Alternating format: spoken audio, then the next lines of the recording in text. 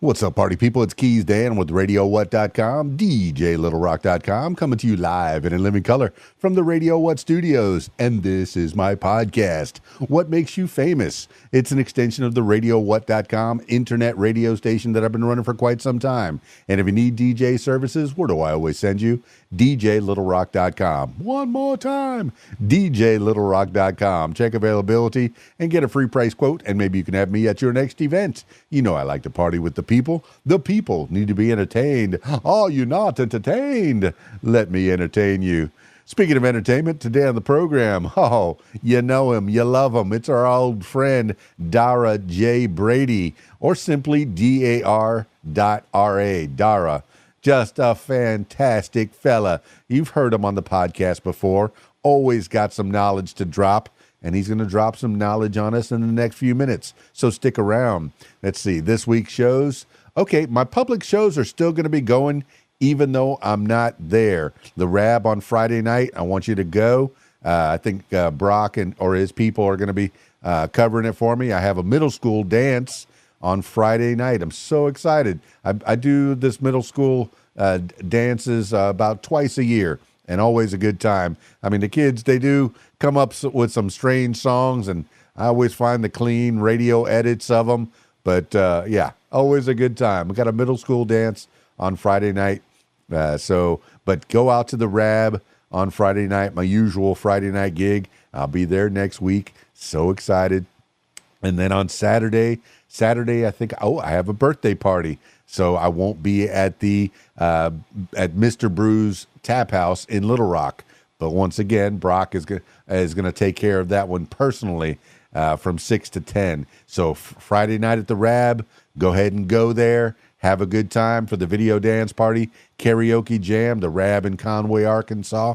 That's from 8 p.m. until 12:30 in the AM. And then on Saturday, be at Mr. Brew's Tap House in Little Rock, Arkansas, and Park Plaza from 6 p.m. until 10.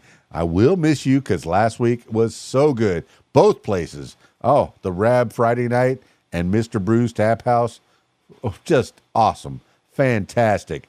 Great group of singers and just people just wanted to come out and have a good time. And I want you to do that this week. Even though I'm not going to be there, I will miss you. But I'll be doing a middle school dance and a birthday party. So stoked. It's a surprise birthday party. So don't tell him. Don't tell him. I'm sure he won't see this before then. I certainly hope not. Anyway, I'll be back at the Rab on Friday night next week, and then at the Mr. Brew's Tap House in Little Rock on Saturday. So Friday at the Rab, Mr. Brew's Tap House on Saturday. So stoked. Oh, so good. All right, that's enough intro. Let's get into it with Darragh J. Brady, or simply Darragh, okay? Kusha Deep Music. Always a good time talking to him. I got him on Zoom, so if you're listening to the audio version of this, check out the video version on my YouTube page, youtube.com/user/KeysDAN. Zooming Darragh now. Sending out an SOS. Sending out an SOS. Sending out an SOS. I'm trying to get you to dance around again. Sending out an SOS. Sending out an... If all it takes is to play a little police song to get Darragh just dancing around like a crazy monkey man. I love it. I'll jump around anytime, man. To any as long as it's good, I'll jump about. Oh, well, a good DJ knows what to play to get Darragh dancing. Because, all right, for those that don't know, it's on his social media. One of the last posts that you made was you dancing around at a party. I'm guessing you were either starting or finishing or somewhere in the middle of the party. Explain to the people, what were you doing? So we were sort of at a festival, and it was everyone seemed to have just disappeared kind of late in the night, and you'll always find me still there at 6 a.m, just kind of still going begging for one more song. I must be a music addict because just one more. It's always one more tune, either one more brandy or one more tune. You take your pick, mate. It's the bomb. yeah, no, we just carried on grooving really, and the DJ was just desperate to get off, and I was going, come one more tune, one more tune. So yeah, that was, and my partner sort of filmed me kind of going off at sort of whatever crazy o'clock it was. Well, for me, the sign of a good party is one more.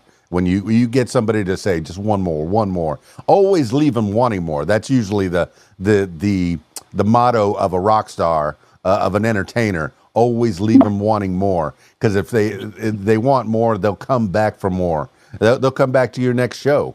And that's the life of a musician and entertainer. Is you're always hustling for that next show. You're at the gig already. You've already made your money. You've made your this gig. You're already doing it. You're entertaining people. You're giving them what they want. You're giving them their money's worth, if you will. But then you're always thinking about that next gig, because it's a hustle. It's not guaranteed. The money can be good, but the work is not steady. It's the entertainment business, and you're in it. You've been in it for a long time. This is the third time that we've been chatting on this podcast, and I know I follow you around. I'm a Darragh fan. I'm a Darragh J. Brady fan. I'm a Kusha Deep fan. Well, I'm a KeysDAN fan. I actually genuinely do love you, man. I think you're amazing. You've got this ability to just lift spirit when it needs lifting, and you do it really, really well, Keys. Honestly, you are definitely the biggest energy in the room. I would think anytime you step into an operation, you're the man. You'd be the man everyone's looking at. Well, I appreciate that. Whenever you walk into a room, it should always feel like it's the place to be. The only place you need to be in the whole wide world is wherever you are at that particular moment. And right now is where I want to be, is right here in front of Darragh. And I was thinking about you. Well, I think about you quite often, because you always pop up on my social media feeds. Because, like I said, I'm a fan. I've been a fan since day one, since we first came in contact with each other. And I can't even remember exactly how that happened, but that's fine.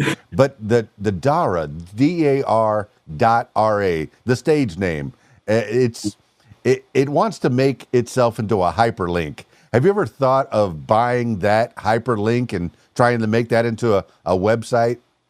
Well, yeah, I mean, we're on the Kusha Deep website, but yeah, you're absolutely right. I think it's a bit of a blessing and a curse, because if you actually do a sort of DAR.RA, it does all sorts of stuff. But the reason I did that is because a lot of people, when I was growing up in England, being of Irish descent, the English, God bless them, could not handle being able to say the word Darragh or the name Darragh. So I try to make it as easy as possible for people to go Darragh with a little break in it to make it easy for people. But then people sort of going Darragh.RA, and so yeah, it's kind of it just stuck from there, to be fair, and that's where it is. And obviously I have the writing mantle, which is my full name, Darragh J. Brady, and then obviously that as the sort of abbreviation when I'm doing my music. I think the first half hour of our first podcast was me trying to get your name down right, the full DARRAGH of it all, and that's your author name. That's the nom de plume. You use the whole Darragh J. Brady when you're writing your books. And what do you? Yeah, Divine Spark, I think, is the latest book, and you're. Man, a philosopher, self-help guru. What are we doing here with the Divine Spark? Helping people find that spark, to give people an idea what that is. So Divine Spark is it's the third book in my sort of like series of writing, and I think that with all the when the first book I wrote, which was Road Tales, which was really about people that I'd met while I'd been on the road touring in America and Australia and Central and South America. And it was very much about the road to Damascus kind of story, where people had a major, 1 minute they were doing one thing and something happened and it changed. And I just so happened to meet sort of these people while I was on my journeys, and just these stories were so good. I just thought, I've got to write these down. And then when I got back to England, I was inspired to sort of write the book, which is what Road Tales is. That's Road Tales there. And then I wrote another book called The Night That Jimmy Died, which was basically about a friend of mine who died, friend of mine who was born in the same hospital on the night that Jimi Hendrix died. And I just had this idea of what if their souls kind of crossed over. And then, so it's all kind of like leading on to Divine Spark, which is kind of, it's more of a workbook, i.e., a way. I did a neuro-linguistic programming, like a master practitioner course, like way about 15 years ago now, and it's been very helpful for me to kind of work out, psychological dramas that we all play, and I've been able to help other people as well. So really, the Divine Spark was about putting all the things that I'd learned in that kind of master practitioner course into a book that would help other people. So if you have kind of like traumas that have been not addressed, then there's techniques in that book where you can go through it and realize that you're not alone as well, that everybody's going through mental turmoil, and it's just how we deal with it. Some people will deal with it by taking drugs, alcohol, sex, the whole kind of, and some people, can do it with food. That's another thing, is like all these kind of excursions, and it's really about what they call shadow work. Shadow work is really just going into the dark side, really, of what is kind of holding you back, and really just kind of going, right, making a decision to go, right, I'm done with that kind of old me. I want to change. So that gives you ways of getting into the subconscious mind to kind of change the fabric of how you think, and to sort of to heal. Now, if that book leads you to a doorway where you can go, oh, I feel that I've kind of understand. Some people don't even know that they've got issues. They're just carrying drama. You know what I mean? And so it depends at what point and what stage of your life. You see, here's the thing, Key. Like, we're wasting a lot of time on these things because there's so much more to explore than just our trauma. And when, we're wasting our lives on these, what they call the rectangular section of the brain that records kind of like these events that, of course, they were important at the time, but then they're not good to just keep replaying over and over, particularly if you're not gaining anything from it and you're just going around in the same circles, which is normally very painful. So there are techniques to get you beyond that, and I just happen to know a few hypnotherapy kind of and using hypnotherapy language and mental mapping to get into the core of what actually causes whatever it is that's holding you back from being your genius, because everybody's a genius. But unfortunately, we've been conditioned to think that we're not. We're godlike. We're incredible creatures, but we hold ourselves back, as I say, due to classical conditioning or society saying that you're not good enough and you can't, you're not going to compete because you don't fit into certain brackets. Well, the beautiful thing about human beings is that we're not all made the same. That's what makes life interesting. And it is really just, see, here's the thing, and I can leave it on this note, is just to say that time is not something we get back. It's something that we don't have. When you're sort of in your teens and your 20s, you think you've got forever, but time isn't your best friend. And the more you kind of cherish it, the more you give grace for it, the more you can actually appreciate every second you've got. And that means not blurring your reality with negative thinking. You know what I'm saying? And that, as I say, Divine Spark will give you at least a step forward into, I'm not saying I'm 100% kind of healed, because I've still got mental chatter going on that stops me kind of achieving what I want to achieve at times. But I do have sort of certain techniques available to kind of get into it and work it. And I register when I'm not being true to myself and true to you, or true to it, being able to serve. All I am really as a musician, as a writer, is somebody that, has a creative spark that can help other people either enjoy a piece of music, or, read some literature, or even just see a video that gives you a little understanding of how to get better at being you. Just being better at being you, and being so super clear that you're then getting on to the next level of your existence, which is starting to kind of get into the higher aspects tuning into your higher aspects where you're not reactive to the sort of to the everyday kind of world that we kind of have created, and you're sort of becoming not, you know, obviously we're still here, but you know, more in tune with your genius code, right? With your genius code, so you're not kind of getting involved in going, oh, that person's done that, or that deal didn't come off, or that, you know, you're not allowing that to kind of get in the way. You're going, you're sort of, it's ascension. And this is what I'm coming on to my next book idea is the power of ascension. Because once you start getting into ascension vibration and actually living within that framework, things start happening, life starts changing, and things become more like a miracle. Like life becomes more of a miracle, less of, you know, less of like, oh God, here comes another day, and more, wow, what can I do? What can I create?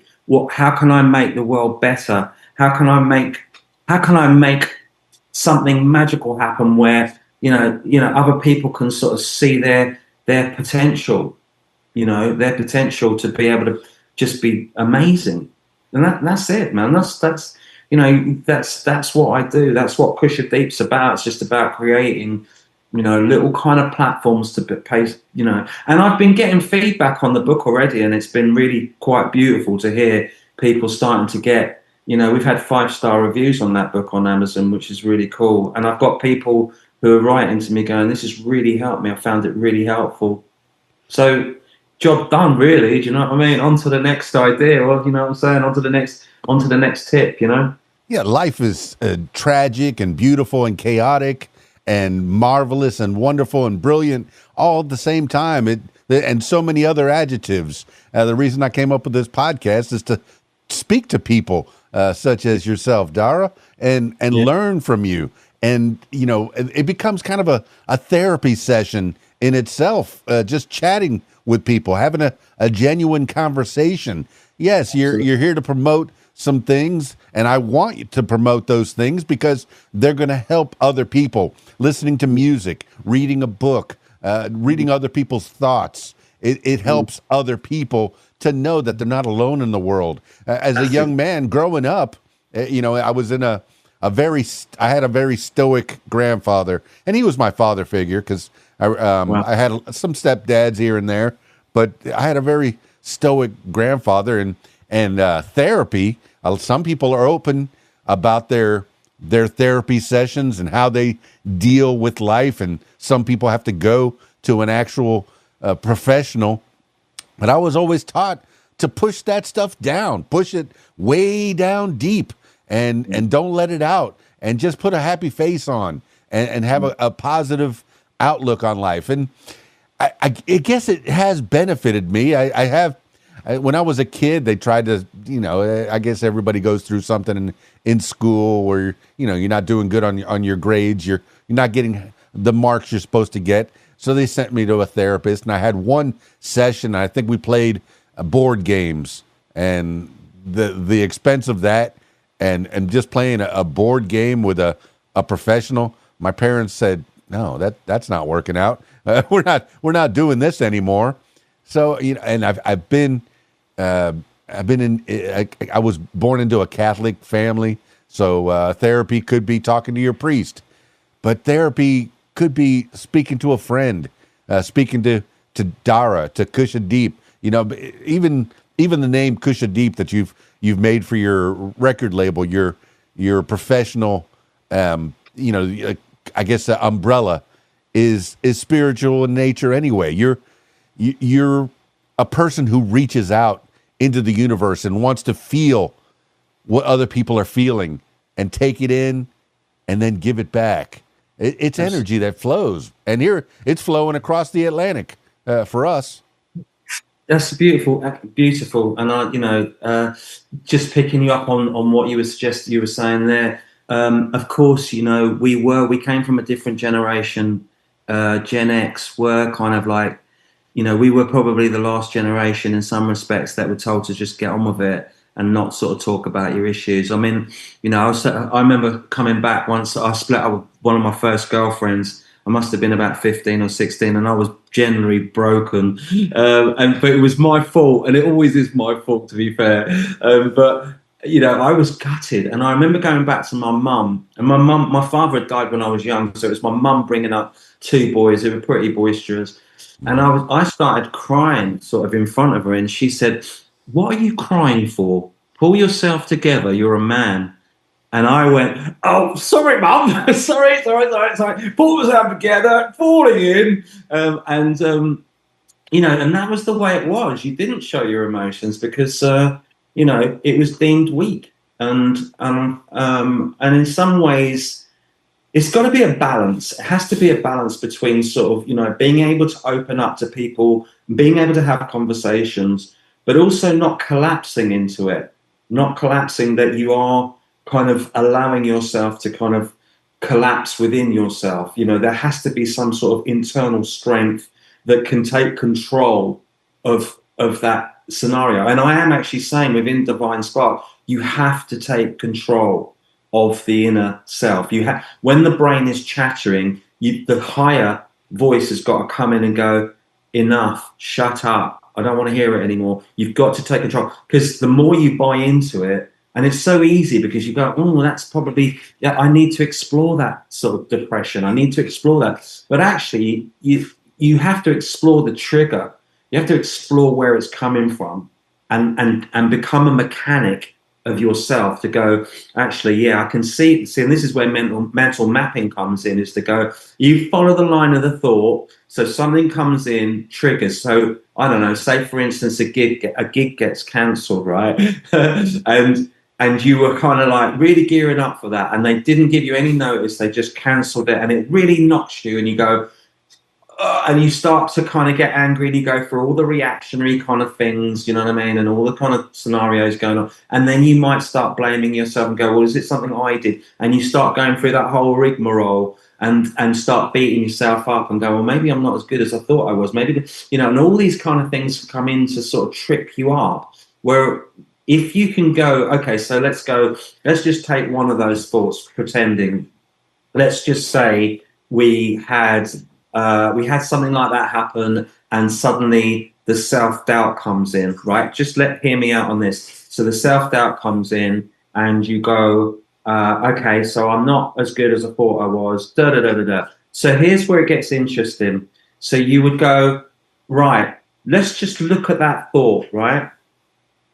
Then I'm going to go, okay, so where's that thought come from? Okay, when was the first time that I thought that thought? All right, when was the first time I thought that I was not good enough? And you want to remember, you've ever been on a tube or a subway train, and you go back on the subway train all the way back to that station that you very, very first thought that first thought. And that's called mental mapping. So your mental mapping, you'll go, oh yeah, so it was when my mother said, you better kind of do this because you're not going to work. You're not as good as your brother. Do you know what I mean? You're not as good as your brother. Your brother's got miles more talent than you have, so you're going to have to work harder. Well, you don't work harder because you kind of go, well, I don't know if I should work harder because I'm not good enough. Do you know what I mean? And all these things. But here's the thing.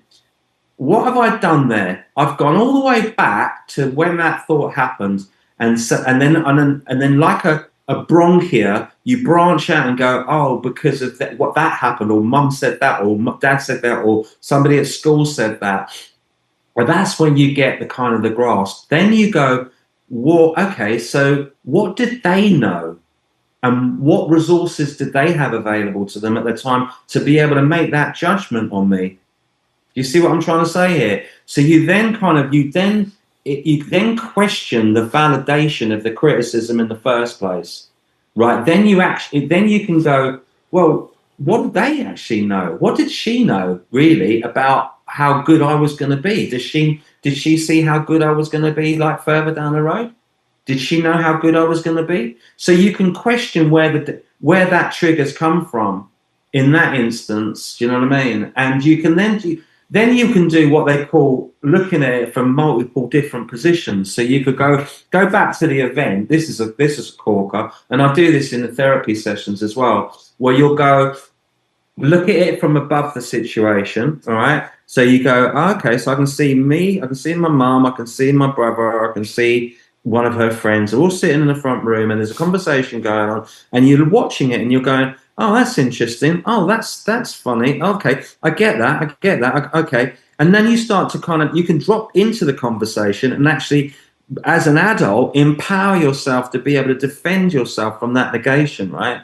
And then you can then look at them and go, well, again, you go, well, where were you coming from at that time? It's like you then can then what you can do is you can create what they call forgiveness.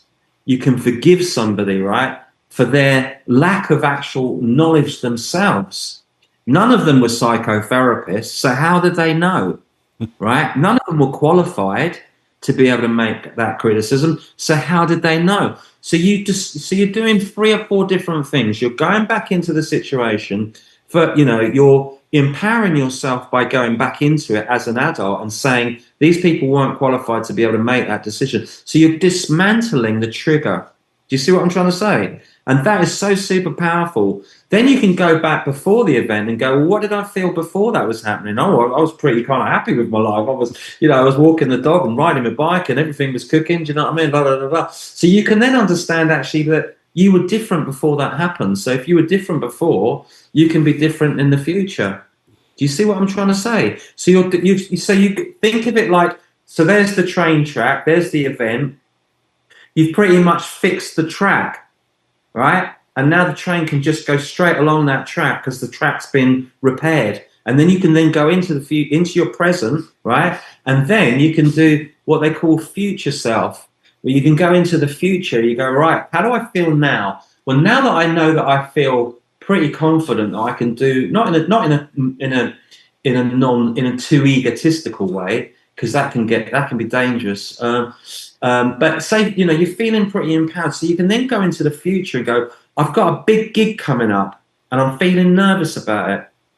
Okay, what am I nervous about? Right, okay, so you'll go through all that little vibe. But what I would say is, like, when you're feeling that empowered, drop into the future event and just drop in feeling super confident. Drop into it, see it, visualize it. So you step out, there's 20,000 people there, all kind of really up for it. Do you know what I mean? And you see yourself going through it, just delivering the best performance of your life, and you're projecting where your kind of internal vibration is, which is in providing the best possible service for those people, not getting in your own way. And so that's part of this whole divine spark, giving you some power to be able to deal with situations so you can then be effective in the field when you do have to parachute in. Well, you know what I'm saying? It's amazing 20, 30 years into this business and you still can feel the imposter syndrome.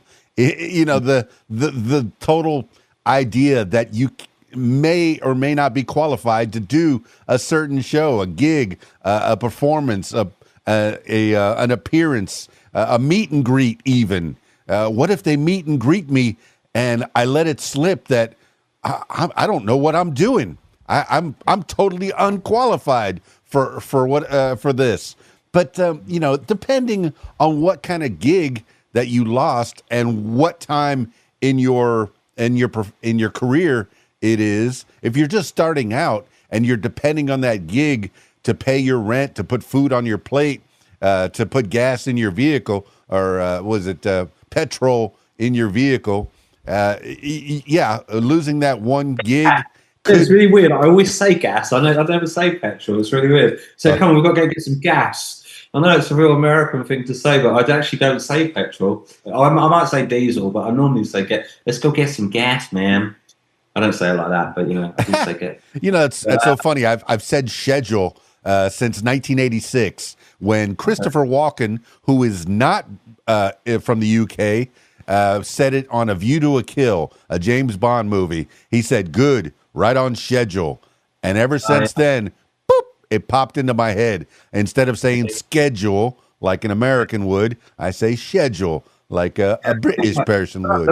There's some British words that are pretty cool, but then I guess that's they are the creators of the English language. But coming back to that kind of the imposter syndrome thing, getting out of your own way. But you were also sort of saying about if it's somebody's first situation and something happens, and actually that is a very vulnerable period of time to have those knockbacks, and I think that the support for young artists, is super important. I think that without being kind of like too contradictory of what I've just said about being put there for yourself, I think you should, as a young artist, have some sort of support mechanism for your mental health. I really do, because I think that the knockbacks can. I mean, I remember, I've been through. I was dropped from Chrysalis when I was like 22, 23, and I thought it was the end of the world for me. Psychologically, it was a real, EMI kind of, and all those kind of things where you get in. I mean, the music industry is probably if you're sensitive, which we all are, is probably the worst industry to be involved in, because the rejection is just every second. And it never stops, and you get a hard exterior, but at the same time, you're carrying a lot of ghosts by the time you get to sort of, or unless you've dealt with it, you'll be carrying a lot of ghosts that can eat you, and can cause you to kind of like take a lot of it out on yourself through, self-medication, and I mean self-medication through, alcohol and all the other things that can cause kind of really problems. So I think that if I was to give any advice to sort of like, any of the record labels or anyone involved in the music industry, is to have somebody on side who can help people, with the psychological side of things. Because the other thing is, what happens in this situation is you'll have these extreme peaks of success and then these extreme drops. And it's really hard to navigate. Even gigging is, when you've gone out and done a big show and you come off, and it's hard to wind down. You might do a show and it stops at say you get back into your hotel room by say midnight. You're not personally, you're not going to sleep till 4 a.m, 4 or 5 a.m, because you're just wired. And that's when, particularly if you're on your own, that's when the kind of the drinking kind of thing can happen, or the other, drugs can happen, and it's a real hard thing. And I think that there are other ways of dealing with it. If you've got someone's sound on board within any framework, having someone who's got some sort of access to mental health, mental well-being, and books like that, that should be in every record company. Because they don't deal with that side of things, and it causes major problems for people down the road who can't deal with their lives because they think they've passed their sell-by date, or they will never make another record, they never dance again, they never do this, never do that. And it's these are dreams, these are things that are really important to people's well-being. And I think that mental health for young acts particularly is really, really important. I think all management should have some sort of like psychotherapy angle to them to bring out the best in them, and not. I think the old school management of just make it like an artist is just there to be dangled on a string and used and abused and then thrown on a scrap heap when they don't want them because they're not paying the bills like they were. Those days have got to be gone. They should be gone, finished, really, because those sort of managers should be ushered out of the business. Like I was listening to, I don't know, I think it's Don Arden who's Sharon Osbourne's father, and I don't know if she'll mind me saying this because they are pretty hardcore. And Don Arden was a gangster, and he would say he was coined to sort of go. And he used the F word, but he said you should the artist before the artist you. Do you know what I mean? And that was the attitude. It wasn't about, how much more beautiful would have like Steve Marriott's life been, this lead singer of the Small Faces, had Don Arden actually looked after him and paid them what they were worth. Do you know what I mean? How much more beautiful would their, Steve Marriott could have probably gone on and made even, made incredible records. Not that he didn't, but he could, instead of him hitting the alcohol and going down the tubes and then ended up burning his house down in a house fire, one of the greatest,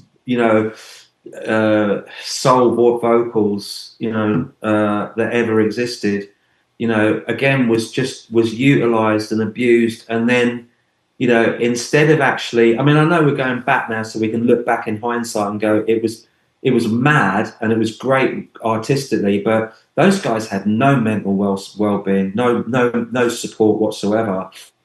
And it's, that's why a lot of them died young. Do you know what I'm saying? Because they didn't have the support. So, if we have got a music industry to hold on to, we've got to hold on to artists' mental health. Yeah, the music business has evolved, and you're talking about that management that would work you to death. So some of these people in the 50s and 60s, when rock and roll was brand new, were working 8 days a week, doing 8 shows in 4 or 5 different cities every week, touring across whatever country or whatever continent they happened to be that day, either by bus or by plane or by train. And it's hard on a body, and that's what really makes you die young. But I don't know, has the music business become more venomous now? It seems like managers don't even want to lift a finger. They want you, as the artist, the creator, to do all the work, have your social media in place with your 50,000 fans, and make sure that you have people that are going to be showing up to your shows before you even get the paper to sign on the dotted line, and that check, that advancement check, that of course you're going to have to pay back. Oh, here's your $5,000 advance check. Oh, yeah, but you do have to pay that back. Oh, you remember that plane ride? Yeah, you have to pay for that out of your end, and that train ride, and that bus ride, and that, a car that barely worked ride. Yeah, that hotel room, that comes out of your end. The management wants you to have done all the work, making yourself a star. Be like Justin Bieber on YouTube, or Nicki Minaj being a YouTube star before they even get approached by someone like, well, you mentioned Chrysalis and EMI and some of the other big record labels. Hey, it's tough, and but back then when you got signed on, I'm sure you did have what was the experience? Did you have the advance check? Yeah, of course. I mean, we were quite savvy in some respects, because we kind of worked the labels to our advantage. I was with a guy called Joey Masafia who was pretty switched on as well. So what we did is we recorded the first track, was a track called Reach Out, which then ended up being a hit. And we went in the studio, paid for the studio time. We went and cut the record. We cut 1,000 records. I think we put a stamp on it with a telephone number. It was just a white label with a stamp and a title. And we got a distribution deal on it. This is how savvy we were. This is 1991, 92. Got a distribution deal, sold the 1,000, charted in all the local, like Manchester soul charts, Liverpool soul charts, all those kind of independent chart record stores and local chart vibes, which were coming out of those record stores. So we'd sold. So we went like number one in a lot of the soul charts, particularly up in the north of the country, and then London. And so within about 2 weeks, not even that, I think, we started to get the phone starts ringing, and we've got like Jazz Summers from Big Life, who managed Wham, and had Lincoln Stansfield and loads of other characters. The Verve, obviously the Verve, but he'd helped break Wham out in China with Simon Napier Bell. Just again, quite a maverick music, one of the last maverick music managers. But I did actually like jazz. I did like jazz. I thought it was cool. Anyway, we went in for meetings with those guys. Long story short, then we're sitting he puts us in the studio. He goes to America with Lisa Stansfield, and we're sitting in North London in a studio. We get a call, and it's EMI, and then Ireland. You know, we got 3 record labels basically phoning us up, going, "What are you doing with this record?" And we were like, "Oh, we're sitting in the studio at the moment doing a follow up for Big Life," and they went, "Well, what are they paying you?" And we were like, "Oh, XX," and they said, "Look, we'll double it. Come in, just have a meet. We won't take your publishing. We'll just double the money." And we were like, "Yeah, all right." And so we've rocked down. Jazz is still in America, and then we've gone down to Ladbroke Grove, the home of the Clash and all that lot, and that's where Chrysalis were. They just got bought out by EMI. We rocked into a meeting, and they had I think it was like 10 grand on the table, and we were like, let's do it. You know what I mean? So we signed in the middle of and then so we signed to Chrysalis EMI, and then they signed us up for two. I think it was 2 singles with an option on the album, increasing kind of advances. We made the record with the Reach Out. We redid it with at Manfred Mann Studio down the Old Kent Road. Do a Diddy and all that. I met him, hung out with him, loved him. Really super cool guy. We worked with some really cool people, but in the meantime, Jazz gets back from America and it absolutely goes mental because he's like, "What? I've just, you were signing to our label, blah, blah, blah." So it was all mad, but it was kind of cool. It all worked. It kind of worked out in the end. We had a hit. We had a top 40 with that. But yeah, I mean, it was a rise, and then we got dropped because the second single didn't do that well. And then we split up, and then I went to Warner for China Records, which is part of Warner's. Did some bits and pieces with them, then flipped off and did some other more independent dance stuff.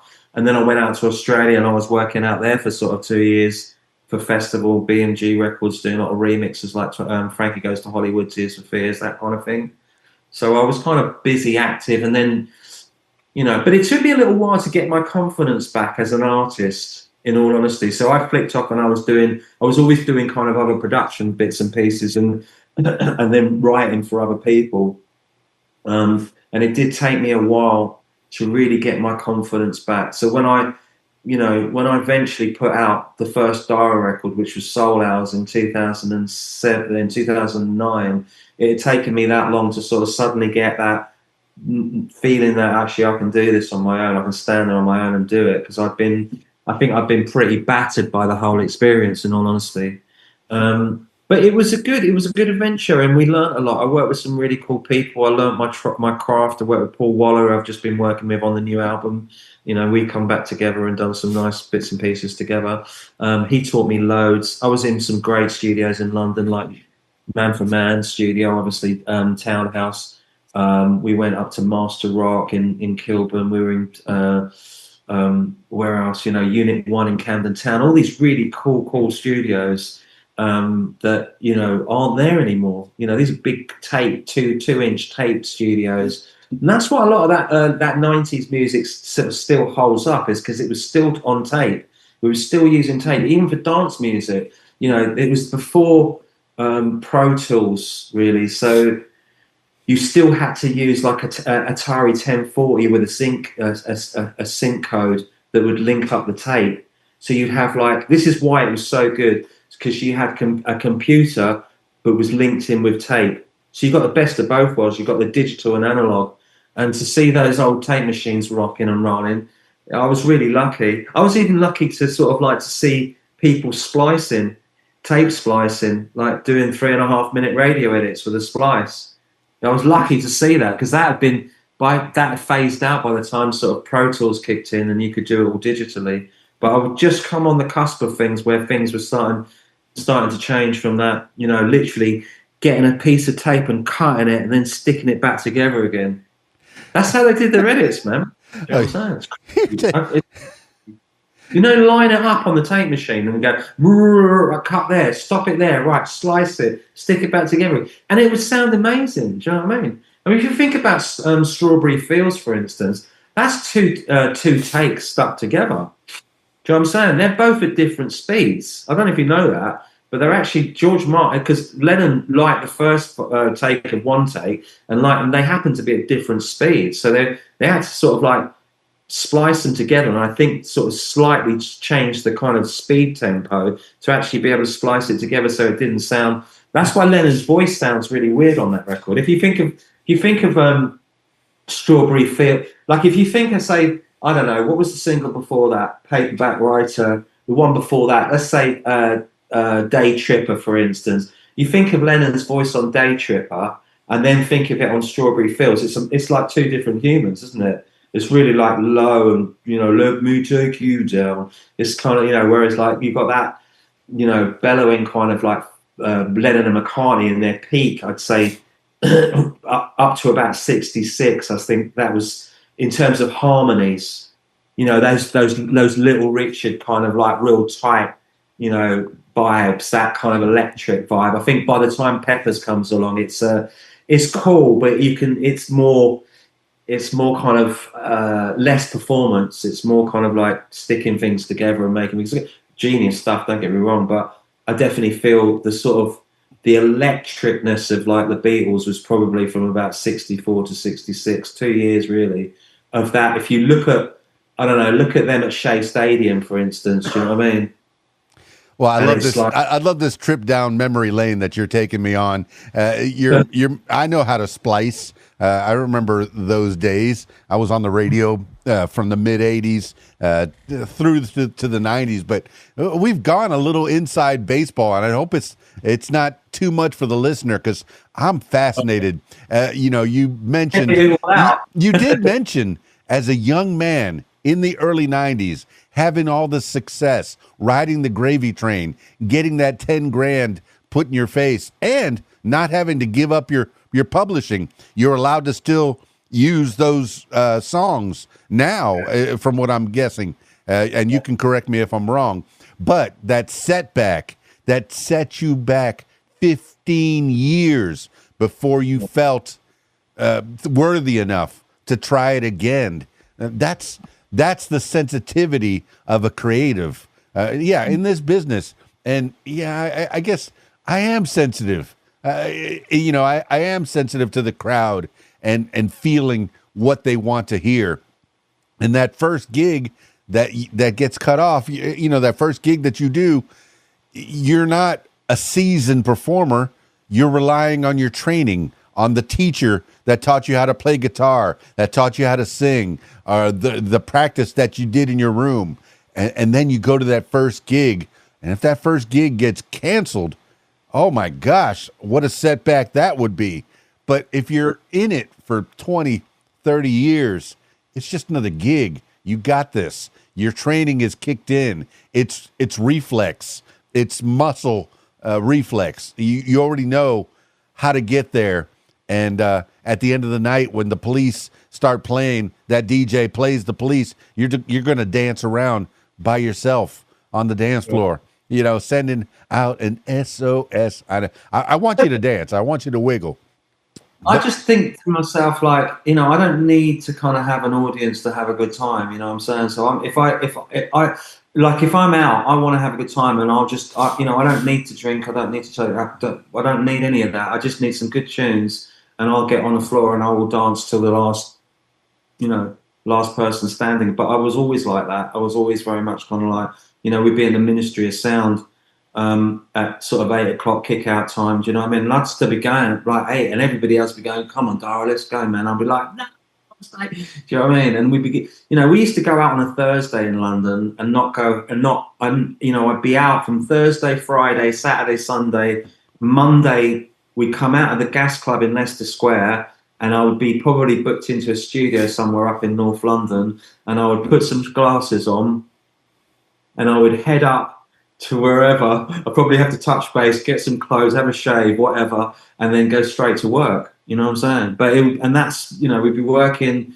even not all the time, but because obviously if I had a booking, whatever was going on, I'd be doing stuff. But most of the time when I wasn't, we would be out literally 4 or 5 times a night, a week, and just kind of like pushing it to the max. And I look back on my 20s, and it was a blur. it was a blur, but we had a good time. You know what I'm saying? And I think that's important. I don't know if the next gen coming down the road from us now, they're not so much into it, are they? They don't go out as much as we did. You know, we seem to sort of like, I don't know, music and clothes was always a really huge thing for my gen, particularly me, and for me, it's never changed. You know, I mean, I can go out, and if I find a good record store, I'm there all afternoon. I'll be going through the crates. You know what I'm saying? Just like looking for tunes and stuff.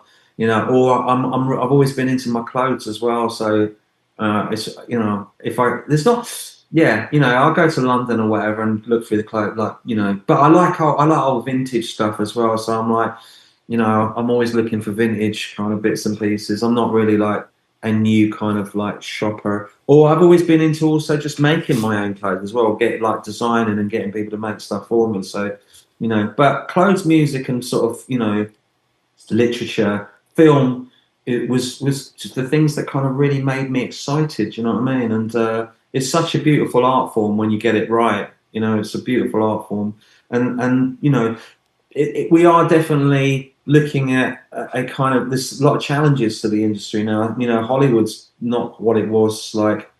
I mean, Hollywood's always been a bit weird anyway. Let's be honest. It's always been, you know, I can't say that I've been a massive fan of Hollywood ever. To be honest with you, they were never really the films that, you know, I could sort of tell you the movies that I loved, American movies that I would have loved would have been things like Blade Runner. I love Blade Runner. I thought that was amazing. I mean, obviously, you know, there's, you know, Platoon. That was an amazing movie. Full Metal Jacket, another killer. Fight Club. Those kind of movies. Obviously, Matrix. That's been overdone. But when it first came out, that was a serious movie. And then going back all the way back to say, you know, people like Dennis Hopper. You know, those cats, Jack Nicholson, you know, Easy Rider, Peter Fonda. That gen for me was probably the last real solid, you know. And you go back further to that, like Steve McQueen and Paul Newman, and you know, all those kind of maverick kind of characters. That there was a real generation of, like, you know, people that were worth going to see. You know what I'm saying? Like, they were worth going to see. Marlon Brando. You know, I mean, Marlon Brando. You know, and here's the thing: you could, like, okay, so Hollywood basically has run out of ideas. Let's be honest, and it's just, it will remake something, but it never remakes anything, and it makes it better. So you might as well go back, and if they, like, we were, you know, you tell me any remake that's been any get better than the original. Well, you're just thinking nostalgia right now. You're thinking about our generation and our heroes and our icons that we grew up with, and even our parents grew up with. This is, you know, growing up in the 80s. But we have similar upbringings. I had a single mom for the most part. She was married a few times, but for the most part, she was raising the two boys, and she had to go off and go to work. So we were raising each other. I was the oldest, so I'd pick on my younger brother till he got taller than me and bigger than me. So then we just we had to squash that because he got too big for my britches. But no, we raised each other and we took care of each other. And mom had to go off and go to work. And we went outside and played and we watched movies, maybe movies that we shouldn't have. You mentioned in Nicholson. I watched The Shining. I was way too young for that. But you know, my two favorite movies of all time have always been The Terminator and Highlander. And those are the two. Terminator was good, without a doubt. But you can trace that back to, like, Westworld with Yul Brynner. Yeah. What I mean? Like, again, it's sort of, if you look at, say, you know, a lot of these movies are kind of, they're hybrids of stuff that's come before, really. I'm not saying Terminator wasn't a good movie. It was a great movie. Mad Max, again, was another killer. You know, another killer, Mad Max. But then again, Mad Max, Mad Max, the first one was wicked. But, you know, I mean, Mel Gibson's made some great movies. I'm not, you know, obviously I'm sitting here going, you know, I'm not a knocked out like Hollywood fan, but there is a few cats that have come through that system that have made some serious, you know, serious movies. you know. And but I'd say, you know, throughout the 90s, I could only really sort of say Fight Club, and particularly Fight Club was a you know, it was a massive statement. Fight Club, you know, psychologically, because it was basically it was looking at the toxicity of masculinity, but also noting that when masculinity gets watered down by overt feminism, it becomes weak, and the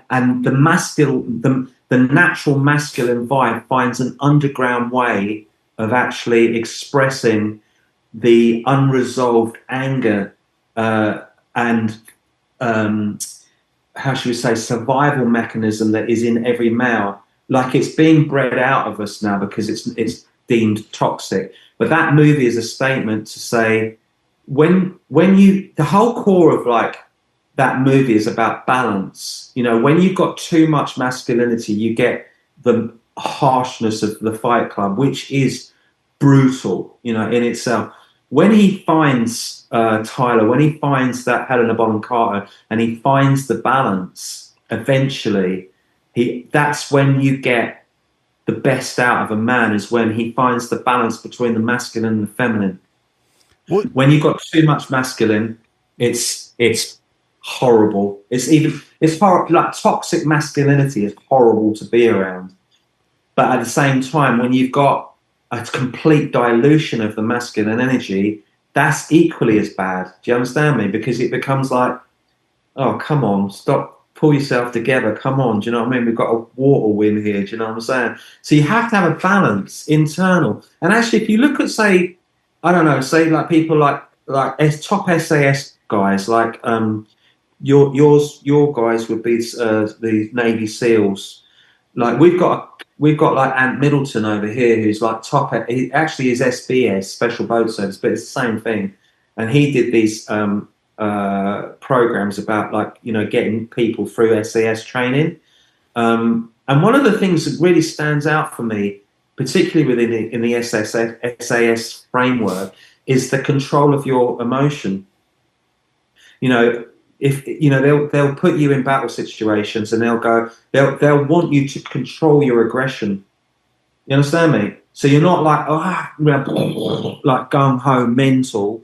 You're actually able to kind of hold your framework and be in control of that, because what they're teaching you is sometimes you need that aggression to get out of situations. You understand me? Yeah. Like, if you get caught in a situation which you haven't been trained to deal with, and you've got nothing to dig into, you're gonna get annihilated. And it's just like, nature isn't going to allow you to not be on your game. You understand? Like, it's not going to be like, if I parachute out into the field out in the back here, and I spend 48 hours in the bush, nature's not going to be all nicey nice to me. It's going to make me have to dig in. And if you can't dig in, you're in trouble. You understand me? And so a lot of young cats now are being sort of kind of made to feel sort of guilty about being a man, and that's dangerous. And it's a political thing that's going on there. That's why it's happening. But you know, if I had a young guy now, a young boy, do you know what I'm saying? I would be, you know, he'd be on drills, man. Do you know what I mean? Like, and that sounds harsh coming from me, but definitely, you know, I'd want him to be. I'd want him to be able to express his emotions, but I want him to also be totally in control of that situation, knowing when to open up, knowing when not to open up, not being a crying baby mess in front of people, you know. And I don't think women really respect men that aren't kind of strong within themselves.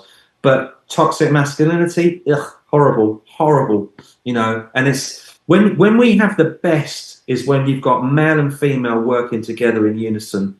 You know, we're a great team. It's a great team. You got masculine. You know, what makes the electromagnetic universe work is negative and positive vibrations, right? So you've got that situation working within a male and female kind of situation, which is what keeps the wheels rolling, right? That circuitry is not going to work with positive charge, is it? and it's not going to work with a negative charge. It's got to have a positive negative charge for the actual circuit to work. Do you get what I'm trying to say? Yeah. Right. So you have to have, like, in any great situation, is not having a male running the show completely and not having a female running the show completely, but having complete trust within each other and working off each other's strengths and weaknesses, supporting the weaknesses and supporting the strengths. Do you understand me? So if a woman, and I mean this, if I'm in a team situation with a woman and she's better than me at something, do you think I'm going to get in the way? No. Do you know what I mean? I'm going to go, you lead, you're good at that. You make sure you do that because you're brilliant at that. Da da da da da. And and hopefully vice versa, she'll have that respect to go, you're good at that. You crack on with that. We'll get that. And that's how it works. If you've got like all kind of female kind of casts kicking, punching, and doing all the kind of kung fu, this, that, and the other, it's actually a bit boring, isn't it? Because it's all just one-sided, and that's why, and I'm not being anti-woke here. I'm just saying that woke will collapse. The whole woke thing will collapse because it's not built on a foundation of truth. It's built on, let's prop that up and make it work. Do you understand me? There is things within that framework that is important, of course. Balance is the key, though. Balance is key, and supporting each other, as I say, through strength and weaknesses is what will get us through. Well, you've given me a lot to think about on that whole discourse that you just laid out. Gender roles changing over time, and it's all reflected in those movies that you loved so much with Jack Nicholson and Spencer Tracy. I remember movies you'd see the protagonist slapping his wife and saying, "Calm down." That wouldn't fly in a movie these days. There's no way. I was watching Blazing Saddles from the 70s, and all the Mel Brooks movies with all the very unwoke that was in there. There's no way you can make Blazing Saddles or Young Frankenstein or any of the Mel Brooks movies. His humor, it's we're dinosaurs. We're a dying breed. We have to change with the times. But do we have to? I think men still need to be strong, still need to be tough. If you had a young man, would you be able to put him in football or boxing or any of the gladiatorial sports to where he can flex his muscles and get strength and have feelings to where he can protect his women? That's how I was brought up. We're supposed to protect our women. Do they need protecting? Most of the time, I think they do. But, I think women can handle themselves a lot as well. I see them at the club drinking alone and not wanting to talk with the people of the opposite sex. I mean, even if they are, in fact, into the opposite sex, with the LBGTQ, RST, every letter of the alphabet. I don't understand a lot of it, but I have to respect it, and I have to live with it. And look, hey, if you're gay and you like another man, I don't understand it. I'll try to get in your shoes, not all the way in your shoes, because I don't think that way. I want to edit a lot of this out. I think we might be losing all our listeners here. No, I think it's part of the wokeness. It's part of what's being reflected in today's media. Things that I would have seen as a young man growing up on a movie would not be seen. I'm watching. Okay, you're talking about the stars, the icons. I don't know who the stars are today. I hear some names. I hear Timothy Chalamet, and I hear Sydney Sweeney, and I hear some of those. Yeah. I've seen some movies. And Dylan, have you seen the Dylan movie? I haven't seen it. I haven't seen it, but I need to check it out. My God, that's a movie, man. That's a movie. Actually, funny enough, that is a great movie. Okay, let me just give. So listen, the law of polarity is a hermetic law, and it dates back centuries and centuries. I could go into hermetic laws, but we'll talk about the law of polarity. and we talk about energy. So with everything you get, think of it as a pendulum, right? And it will swing one direction to the left and then another direction to the right. So we witnessed a pendulum being stuck this section for a long time, right? A long time. And it has to come back, and it will swing to the external, extreme right or left, say left side, which is where we are now. It will have to come back. And if civilization is to survive, it will have to try and find its balance before it swings back again. That's just the law of polarity. Wherever you get a swing, you'll get a swing against it. And what we're witnessing in our life is the pendulum's gone past that section and it's just swung over that section. So that's not to say that either one of those areas was the right area, because that's the right area there. It has to come back to the balance. So you have to just be an observer and observe society and see where it's going to go to. It's going to play out, and it will either do one or two things. We'll either watch like the fall of Rome, where it all just collapses because no one's got any backbone anymore, or it will come back and we'll do what we need to do, which is support each other, look at each other's strengths and, you know, respect those, work on each other's weaknesses and come together as a team. So it doesn't really matter whether you're a male or a female. If you've got skills in the field that are amazing, you lead. Simple as that. If you've got a woman in the field that's amazing sniper, and I use that as an amazing, I don't know, amazing kind of strategist, all right, and she happens to be a woman, lead.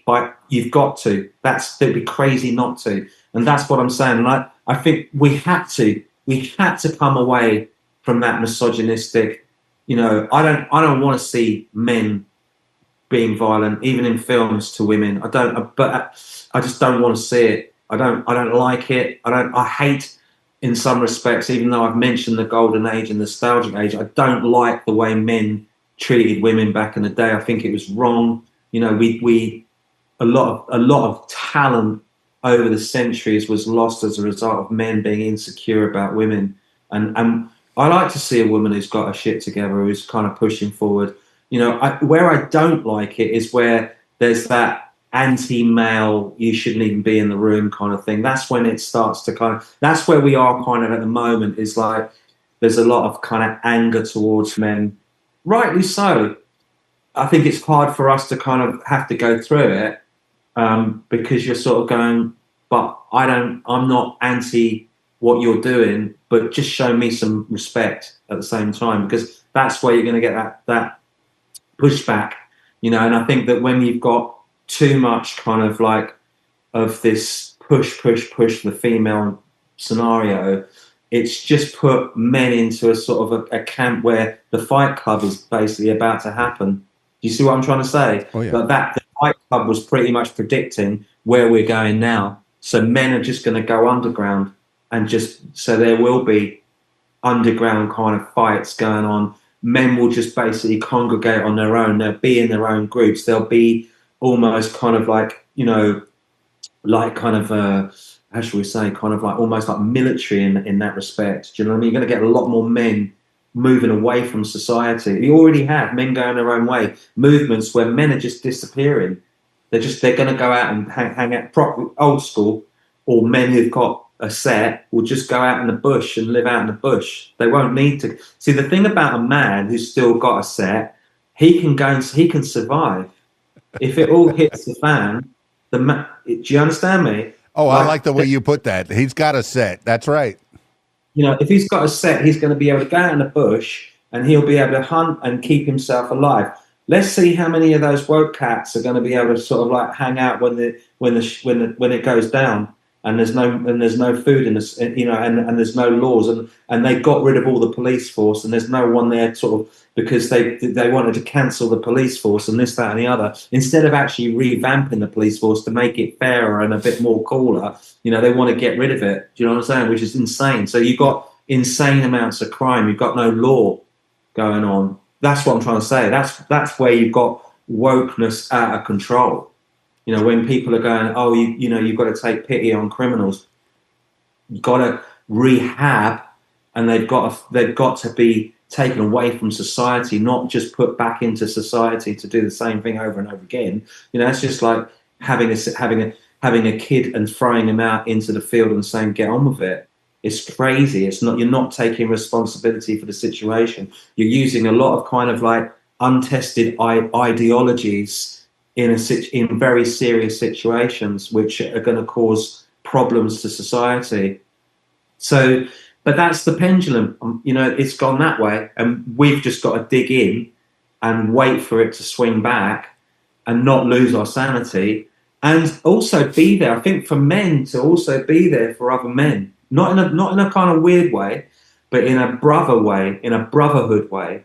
That, like, you know, if you've got issues and you need someone to talk to, you've got me. Or, do you understand me? You can talk to me and I'll get you through it like a brother. And that's how we've got to be as men. We've got to come together as a brotherhood now and support each other, because no one else is going to do it for us. You understand me? Yeah, there are those manly men groups, and I know that the pendulum has swung. We have overcorrected, but I do like when men are men and women are women. We cannot all be androgynous. We have to have that duality of the sexes, because for the most part, people are heterosexual, and that's how you keep the species propagated. The men are attracted to the women are attracted to the men, and we come together and we keep the species going. If not, if we all become androgynous and you know, as smooth as Ken and Barbie dolls, you know, to where we don't even like each other anymore, you know. But you have to be attracted to each other. But my goodness, so we could talk about this all day long. I know you got so many other things to get to. It's all about balance. It's all about balance. But where we can leave this conversation is, while we've got that pendulum swinging in that direction, men need support. So I'm not saying that you can't have a set on board, but you also need to be able to talk, and you need to have people that you can trust in your team, that you can go, you know what, I've got a bit of the black dog happening at the moment, and having someone in your team like myself who can go, all right, tell me what's going on for you at the moment. Where are you? Where is it? Where in your mindset at the moment are you feeling that black dog? Where does that black dog come from? Let's go back to the start of that. Now, let's get you into kind of like thinking about, right, when you're sort of achieving what you want to achieve, where's that black dog then? Do you understand what I'm doing there? I'm opening up avenues within the framework there to go, you know what? The black dog's there, I get it, but it's not always going to be there, all right? And I'm going to show you ways of getting out of it. That's what I'm trying to say. Now, women have got support mechanisms. They've got it to the high, you know, women will talk to each other, but men won't. And that's what I'm trying to say. And we're witnessing sort of the rate of suicide amongst young men is through the roof right now. And that's what I'm saying. We need to watch the pendulum doing what it's doing, because it's going to crash back down again at some point. You can see it in society. You can see it in the art world. You can see it at the Grammys. No one's watching that stuff anymore. No. They're not interested. Just not interested. It's not cutting edge anymore. It's just not cutting edge.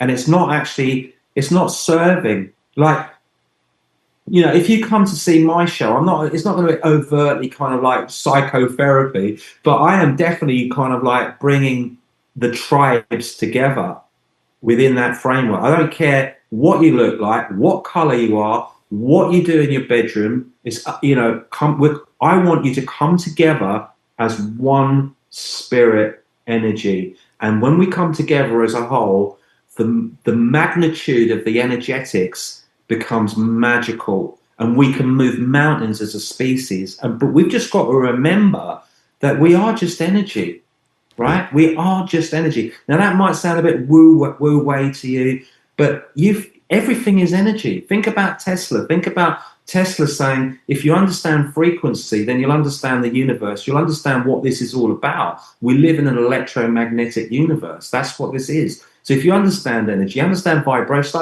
Now, a lot of people don't understand what a vibration is. They think it's some hippie thing. It's a vibration. You're vibrating at a rate. What's music? It's vibration and frequency going in a certain ratio that makes you respond organically. That's why music was important. You don't feel it. Here's the thing. We talked about AI.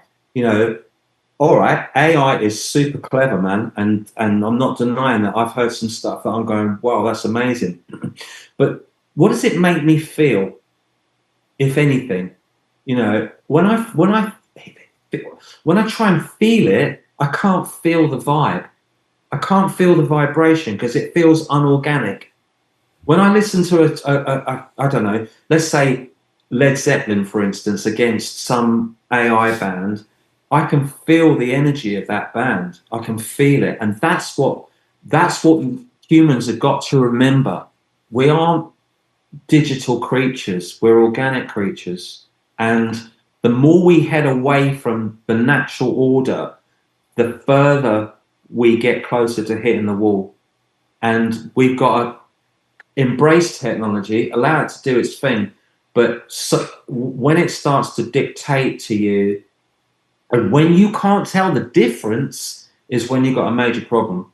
You know what I mean? Major problem with that kind of op. That you can't do things on your own anymore. So when that phone breaks down or the computer breaks down and you need an app to be able to get out of bed, where you've sold yourself out. Do you know what I'm saying? For an easier gig. It's just, again, coming back to balance, but particularly with music is an organic frequency that you kind of like, you need, just like the color green is a frequency. Without the color green, you go insane, right?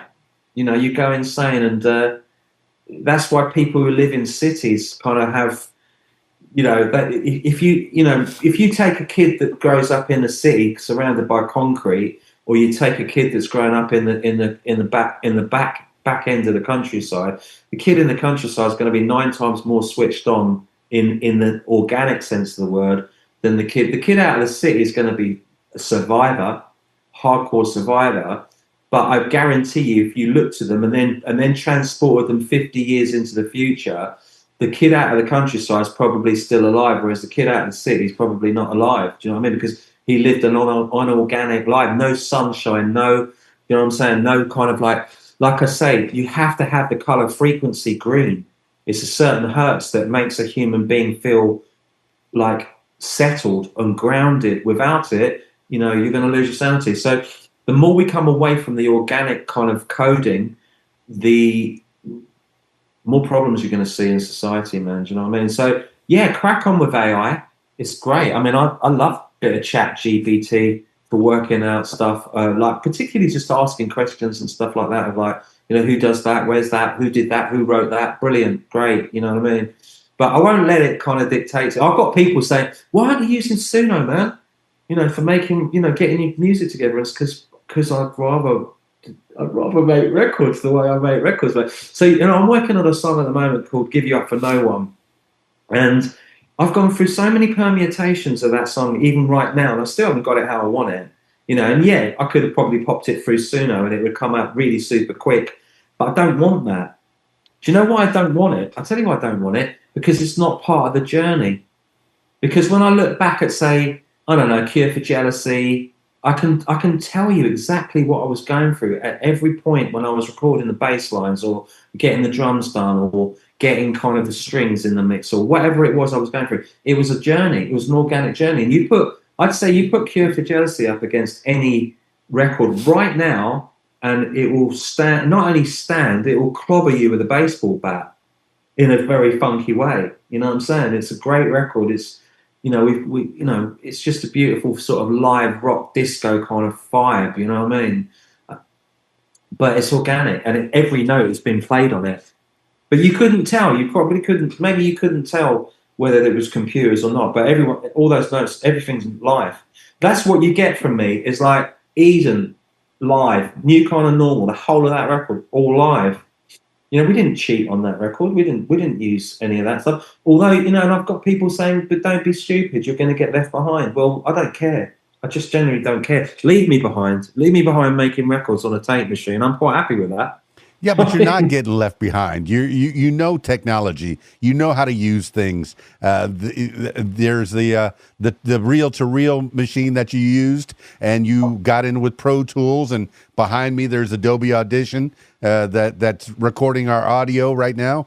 And you said alarm clocks as opposed to an app to wake you up. It's just technology that just moves, and you'll move with it. And you'll use the tools that you want.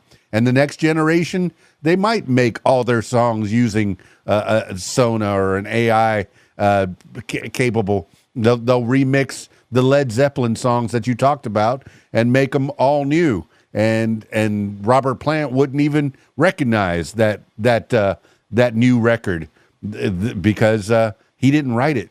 It was written by a machine. Yeah. And I guess video killed the radio star from 1981 was still talk about new technology written by machine, right? Yeah, absolutely. But here's the thing. I think, yes, you can definitely, of course you can do all that thing. What I'm trying to say is this, the point of the alarm, well, I don't use an alarm clock. I just wake up when, I know I've got to wake up and I wake up. What I'm saying is that I'm not relying on technology to do anything for me other than, of course I love it and I can utilize it, but I don't need an app to tell me how fast my heart's beating. Do you know what I'm saying? I don't need an app to tell me that I've got an appointment at 9 o'clock tomorrow morning. I don't need all these things to sort of, I don't need Suno to write music for me because I prefer to write it myself. That's just the way it is for me. Don't get me wrong. You can listen to as many AI records as you want if that's what makes you happy. But for me, I just know that I love to see a band kicking and playing and to hear that. And the reason is this, and as I said to you before, you have to, the human heart needs to feel a certain frequency, and that is an organic frequency. It's an analog frequency. It's an analog frequency that heals you. When you sit round a campfire and you listen to someone playing a guitar, or if you listen to a drone, or if you listen to a sitar, or if you listen to someone playing, the flute or whatever it is, you're listening to an organic analog signal which resonates with the heart, right? Now, you can take that and revamp it and make it digital, square it off with the signal, but you're going against the heart. And that's what I'm trying to say about technology. You're going against the heart. So what happens when you go against the heart? You will end up becoming too orientated in terms of sort of like rigid, nothing will touch you, nothing, an organic signal, like for instance, like Dr. Rife, for instance, right, who was experimenting with frequencies back in the 30s and actually came up with cures, was able to use frequencies to alter white blood cells and was able to stop malignant white blood cells from repeating itself, right? So there was a cure for cancer using frequencies back in the 30s, right? Obviously, certain powers that be don't want you to know that, but Dr. Rife basically was ahead of the game on that frame. But what's he using? He's using organic frequencies, right, in order to actually manipulate certain reality, to manipulate matter through frequency. Now, I feel that that's what music does. Real music will heal you. It will make you feel either whatever it is that the artist is trying to, his intention, but a machine doing a prompt is not going to heal you down the road. It's going to make you feel for 2 minutes, that was good. Well, that was good. That was a reinterpretation of Stairway to Heaven. Wow, amazing. But then I'd say go and listen to Stairway to Heaven, or go and learn how to play it on a guitar or whatever, because the experience will be healing for you. Do you understand me? And that's why I think that AI is great for doing jobs, for doing stuff that, obviously is kind of mundane kind of numbers. But at the same time, I think with music particularly, it's very important that we don't lose our human touch. I know technology has been, but I've always used technology. You know, I've never been like a slave to it. I've always used like computers as a as tape, really. Like if I could, I'd go back to recording on tape, just because. In fact, actually, I got a meeting with a producer that's got a tape facilities in his studio. So I'm going backwards in that respect to go, because I'd rather, particularly with the record I'm making at the moment, and I've been working. We've got some great stuff happening, but I really want to go back into the sort of world of tape and making organic records. You know what I mean? That feel. It's the feel, right? That's what's important. It's the feel. So yeah, it's all cool, man. Tech's good, but don't let it don't let it kind of dictate to you. Do you know what I'm saying? Yeah, you're okay with technology to an extent. Your guitar is technology. I used to have thousands of record albums, and I don't think I'll buy another record album. I know that some of the kids are buying records. I see them over at my local supermarket. I'll see a whole section of vinyl records and CDs even. I don't think I'll buy another CD. I have every song ever made in the world. I can buy it. It's at my fingertips. It's 99 cents or $1.99 away. Speaking of that, what's this? I was looking for cure for jealousy, and the only thing I found was you laying the bass on your Instagram. I couldn't find it on Spotify. I couldn't find it anywhere. What's going on with you and Spotify? Right, it's not out yet. Oh, me and Spotify. Okay, bear with me for a second. I've just got to plug the computer back in. So yeah, no, I'm taking all my stuff off Spotify, man, because I'm not really down with the whole model of Spotify. I'm not really into supporting people who are are not really ethically cool. You know what I'm saying? I don't think Daniel Elk really has got any real respect for artists either. Otherwise, why are you paying us pittance for making you millions? You know what I'm saying? Like, as I say, I'm not. I don't know. For me, it's not. It doesn't really add up. You know what I'm saying? Can you just excuse me for a second, Joe? Can you just get me that tower there for me and just plug that in? Yeah. So I kind of. I'd rather come back. I love Bandcamp. I love the whole setup of Bandcamp, that it allows you to kind of sell and stream, and you can basically listen before you buy. I get not everybody wants a download, but it gives you an option. You can stream it or you can download it. And I'm back in the whole vinyl thing as well. I did send you Cure for Jealousy via Dropbox about 15, 20 minutes before the interview. So I did send it. Yeah. I don't know if you got them. I gave you. I haven't checked my email. It'll be playing on radiowhat.com soon enough. Yeah. As I say. So yeah, just Spotify for me. Just not really happening, man. So I'm going to be finding other ways of kind of reaching people with music. Do you know what I'm saying? Are you still working with Spotify? I'm sure that this podcast will be on Spotify at some point. The politics, the politics of it. I'm not completely familiar with it, but I know that there was some support for certain entities that the leadership at Spotify was into.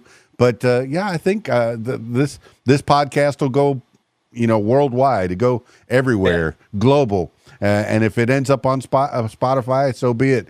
But I'm not sure. You're right that the leadership. It's good work if you can get it. It's a good model if you're at the top. But if you're a creator, I don't think I've made a dime off of Spotify, even a fraction of a penny off of Spotify. It's out there just to promote you, Darragh.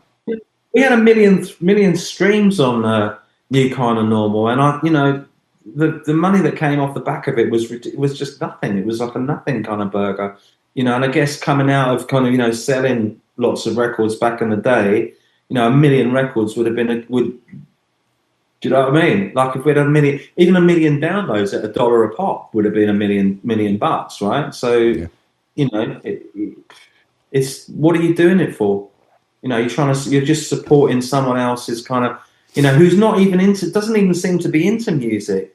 So I'm not knocking if you use it because, Jo, my partner, and I've still got material on Spotify and, I'll probably keep like some lead singles on it just for people to kind of, if they want to stream some of my stuff. But the majority of stuff, you won't be able to get on Spotify. You certainly won't be able to get the new stuff on Spotify anymore. Well, Darragh, what you're doing is you're betting on yourself. Okay, you could sell 1 million streams and I don't know what, get $10, or you can sell your own record at $1 a pop, 1,000, and you'll get $1,000. Wouldn't that nice? You are betting that you can make your living using this tool as opposed to that tool, this technology versus that technology. And I hate that we have to do that. The creator should not have to be promoting himself. There should be a team that's helping you out. And I hope you have some kind of a team. I know that you have your lovely lady out there that's even helping you plug things in, and that's a wonderful. She's making the feed at the moment. Yeah, no, top girl, love her to pieces. Yeah, so she's doing a little dance over here. I'm going to show you. She's dancing. Look, is it sending out an SOS? Sending out an SOS. I thought I can get somebody to dance on this podcast for sure. You got it dance.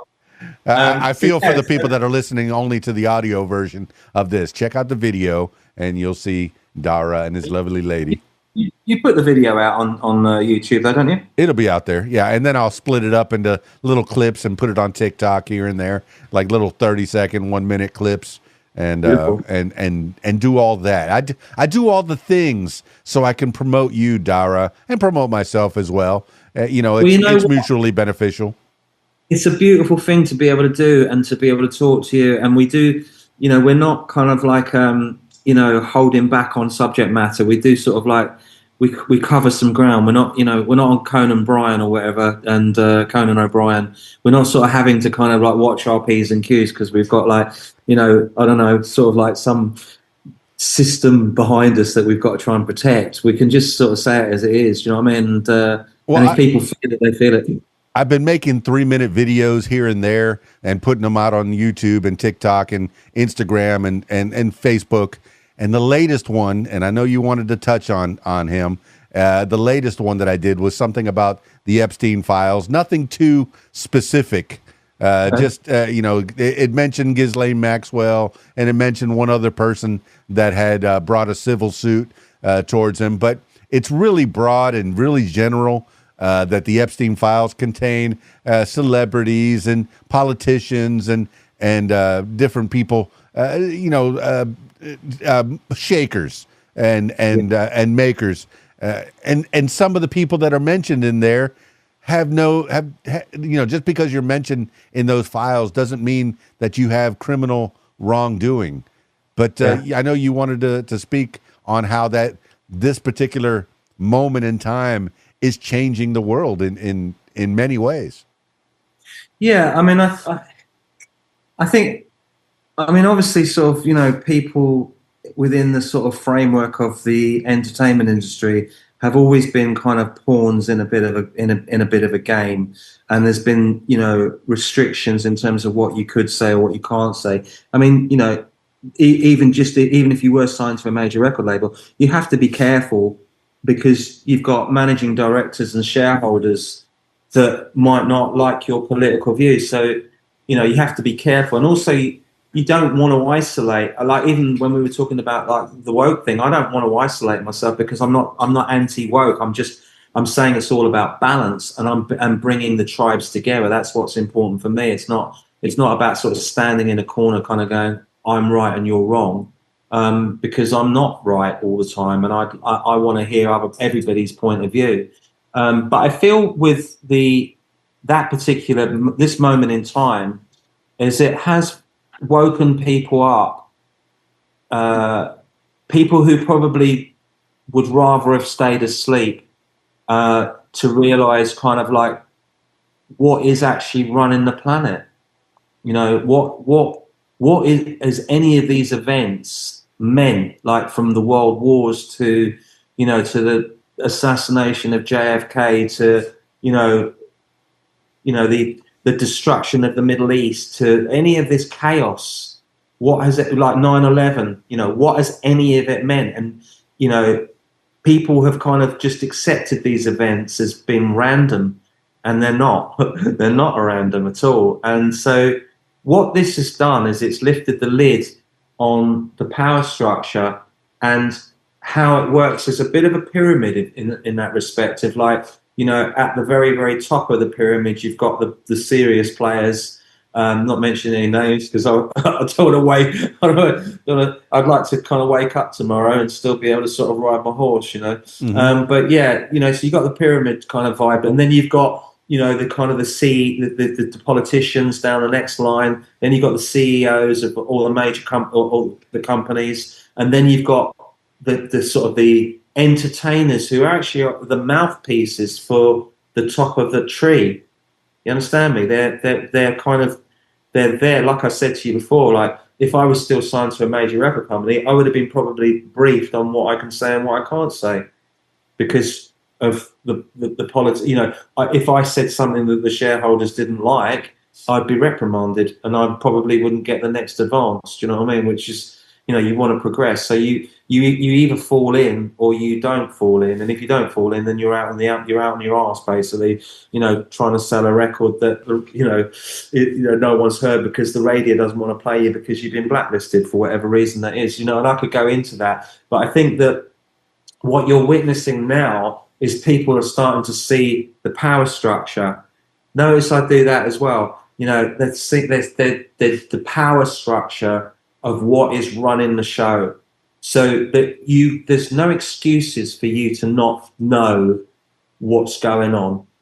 You know what I mean? And there's no excuses for you to not realize that the people that you've worshipped, the celebrities, are just a mouthpiece and were compromised by that mouthpiece in order to be able to be manipulated to do exactly what they wanted you to do, which is to keep people in the dark. And we could go really into the sort of like the actual levels of the dark angle of it, because there is a real dark, heavy element to it, which is it's not got anything to do with spiritual ascension whatsoever. It's got to do with actually keeping people onto a very dark circle of kind of like almost being you're being dragged down into the mire with that whole lot. It's not the place you want to be, really. It's, I think any artist that was wrapped up in that situation who did fall into that just because of the power of it all has basically sold themselves out, and you've got different type of artists, haven't you? You've got artists that aren't artists; they're just mouthpieces, and then you've got artists who actually do write their own, write because they see how things are. My type of, I wasn't really sort of like that well welcomed at EMI either, because I had a big mouth then. Do you know what I'm saying? And I was always very much about, if you think about like, I was always kind of pushing boundaries, but always on a spiritual level. Like if you look at, say, Reach Out. I was 19 when I wrote that, and I walked. We because we got signed. We didn't have a manager, so we were managing ourselves. And the guy I was with, didn't really have that. He just wasn't that kind of like interested in the kind of management of the act. So I took over the management of it at, say, 19, 20. So I was going into EMI and talking to the art department, talking to the marketing department, talking to the legal department. Do you know what I mean? Really doing the work of obviously trying to liaise with but they don't like you doing that. They don't want the artists doing that. The A&R were pushing us to say, get a manager, Why haven't you got a manager? Get a manager, because they don't want to deal with artists. They just want a manager to come in there because they want the manager to have control over the artist, right? So that the artist is basically in the studio doing what they're supposed to be doing, which is the right thing to do, and doing the job rather than an artist coming. It's the worst thing you can do is start having an argument with your A&R department as an artist because you're hanging yourself. But if a manager goes in and says, "Why haven't you done this? Where's the record? What's going on with the artwork? Why hasn't that been happening? What's going on at radio? Why isn't radio playing a record? What's going on?" A manager can do that and get away with it. But if you go in as an artist and start doing that, they hate you, and you will be dropped very quickly because they just think you're a pain in the arse and you're difficult. And once they use that word difficult, you struggle to get another deal. You've struggled, and it's not you being difficult. You're just young, and you've got a big mouth. And if that is difficult, then it's difficult. But it doesn't stop you being talented. You know what I mean? But So anyway, we ended up getting Elvis Costello's manager in the end to cover us. A guy called Andrew Cheeseman, who's old school but brilliant. I wish I still had him sort of in my. Because he was good, man. Do you know what I mean? He took over a lot of that. But I learned a lot of how record companies kind of work and how to actually run a label, how it all works. But I remember going in before we got management to the art department for the Reach Out record, and I was like going in there with all these wonderful out there ideas of kind of, I wanted it to be like the evolution of man. But reaching up to God, like, and being kind of enlightened, and like you've got that evolution of man sort of as he starts to stand upright, starts off as the kind of, but I wanted it to be like that. So, but like the last people in the kind of the line were like all grey and kind of crippled up, and then the ones that got closer to the heavenly light were reaching out and they were all illuminated. And that was the reaching out for the light. That's what I was talking about. So I've gone in there to the art department. I'm trying to explain it. And they're just looking at me, just going, this guy is like on another planet, man. Do you know what I mean? I never got it in the end. They just said, go down to Holland Park Road and take some pictures of your hands and come back. And that was it, because you're on a budget and you're a new artist. So all the things they promised you, they didn't do. But what I'm trying to say is that you go all the way back to the very, very start of my kind of thing, and it's always been the same. I was in my first band, a reggae band at 16. I was writing songs. I wrote a song called Freedom when I was 16 years old, and I was mentioning like Nelson Mandela and Lech Wałęsa, the Polish kind of maverick that was fighting against the Soviet kind of like invasion. That's where my mind was at. I wasn't writing throwaway lyric and that's what I'm saying is like I couldn't just write bland stuff, and that's why the A&R people just couldn't quite understand what I was trying to do or say, because I was trying to say something spiritually and politically, and of course I'd write the odd love songs as well, but that wasn't why I was doing it. You know what I'm saying? Yeah, you hit upon that label of difficult, and once they brand you with that, that's the kiss of death. A lot of Hollywood stars, particularly the starlets during the Me Too era, when they had enough and they were fed up, and a lot of them spoke out, and a lot of those stars that put the hashtag Me Too on them are not working today. They're done because the Hollywood, and I know Hollywood is a state of mind. Really, not a lot of things are being made in Hollywood. Hollywood is kind of a symbol for motion pictures, but a lot of them are not working because they were labeled as difficult, because they spoke up, because they didn't put up with the toxic masculinity that you spoke of earlier. The couch. What is it? The I don't know. I guess the casting couch. That we've heard of.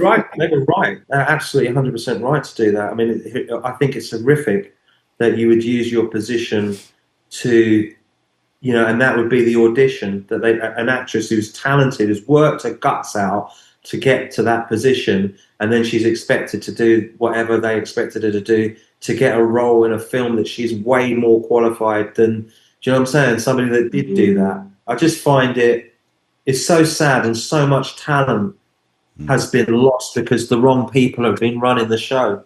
And they're coming back to the Epstein thing. It's like people are now starting to see why, we are limited in where we are, kind of like inspiration wise. There aren't the Mavericks now, there aren't the Hendrixes, there aren't the Lennons, there aren't the Zappas, there aren't those, those characters that really sort of like sparkled and opened up a chasm of kind of creativity. Those characters have been well and truly itched out of the situation because we're a bit too dangerous. Do you know what I'm saying? For whatever it is, the structure, the power structure, though, it must be really frightened, hey, if it can't just take a little bit of criticism. Yeah, it's not brand new. It's not brand new. I did a video less than a month ago about Gina Lollobrigida back in the 40s. She walked off a Hollywood movie set and went right to Italy and continued her career in Italy, where she could have been a Hollywood starlet, and she ended up just giving that up and becoming an Italian starlet and an activist, for that matter. She and this is back in the 40s. So these things are not new. Men have been taking advantage of women, and men, for that matter, as well. I'm sure they've had. Maybe there are some men that have been taken advantage of by women, but because of the gender roles, they don't speak up so often as women do. And when women do, when they're brave enough to speak up, sometimes they lose their livelihoods, hats off to all those women that have kind of stood up for where they were at. God bless them. And hopefully, we might find a breakaway studio system that actually wants to work with talent and doesn't want to kind of, do the sort of the shenanigans that we've witnessed happening over the last sort of, God knows how many centuries, that we can actually set up, like record labels and film studios that actually want to produce things that are going to be uplifting, and they support proper talent, and not just, this, I don't watch a lot of stuff these days because I just find it just relies too much on death and violence for sort of, I don't really find sort of like death and violence that entertaining. You know what I'm saying? Like if it's in, if it's there because it's part of a storyline, I kind of, fair enough. Do you know what I mean? But it's just, why are we being fed a sort of an endless diet of violence?